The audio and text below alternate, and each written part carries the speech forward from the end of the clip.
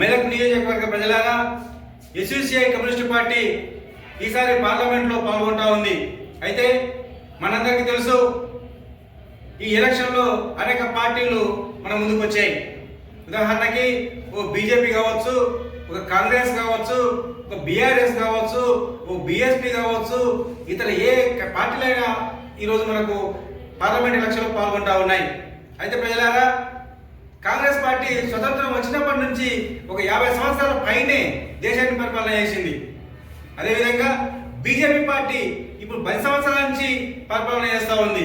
అదేవిధంగా BRS party గత 10 సంవత్సరాల నుంచి కూడా పరిపాలన చేసింది. మొన్న వారి యొక్క పరిపాలనని ప్రజలు తిరస్కరిస్తే ఈరోజు కాంగ్రెస్ పార్టీ అధికారంలో కూర్చుంది. ప్రజలారా, మనకు తెలుసు, స్వతంత్రం వచ్చిన తర్వాత కాంగ్రెస్ పార్టీ అనేక నినాదాలు తీసుకుని వచ్చింది. గరీబీ హఠావో అని చెప్పేసి ఒక సుదీర్ఘమైనటువంటి నినాదం తీసుకొచ్చి దాని యొక్క ఫలితం ఏముంది అంటే, ఆ గరీబీ హఠావో అనే పథకం కానీ, ఆ యొక్క పాలసీ కానీ, ఆ నినాదం కానీ నెరవేరకపోగా సమస్యలు మరింత ఎక్కువగా జరిగినాయి.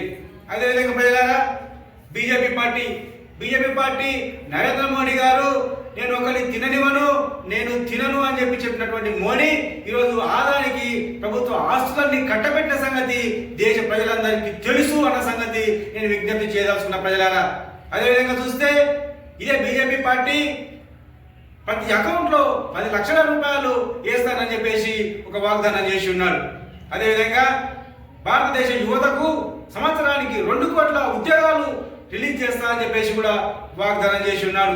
ఏవి మీ వాగ్దానాలు, మీరు ఇచ్చినటువంటి హామీలు ఏవి అని చెప్పేసి సాక్షాత్ మంత్రిని అడిగితే ఇవన్నీ ఎలక్షన్లో జరిగేటువంటి జూమ్లా అనే మాటలు బహిరంగంగానే పత్రికల ముఖంగానే ఆమె తెలియజేశారు. అంటే వీరు అబద్ధాలు చెప్పి ఎలక్షన్లోకి వస్తామని వాళ్ళే చెప్తా ఉన్నారు. అయితే ప్రజలారా, ఎస్యూసీఐ కమ్యూనిస్ట్ పార్టీ జూమ్లా మాటలు చెప్పదు, నిజాయితీగా ప్రజల్లోకి వస్తుంది.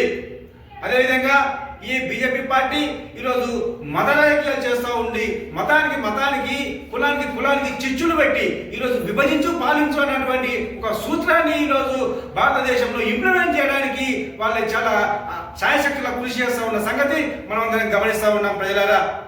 అయితే ఎస్యూసీఐ కమ్యూనిస్ట్ పార్టీ కులాలకు అతీతంగా, మతాలకు అతీతంగా, ప్రాంతాలకు అతీతంగా ప్రజలంతా ఒక్కటే అనే ఒకే ఒక నినాదంతో ఈరోజు బయలుదేరింది ప్రజలారా.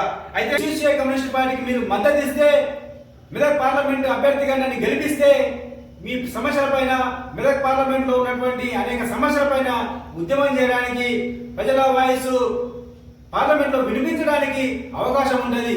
అదేవిధంగా మా యొక్క సింబల్ టార్చ్ లైట్ ఓటేసి నన్ను గెలిపించి మీరు మద్దతు తెలియజేయవలసిందిగా కోరుతా ఉన్నాను ప్రజలారా.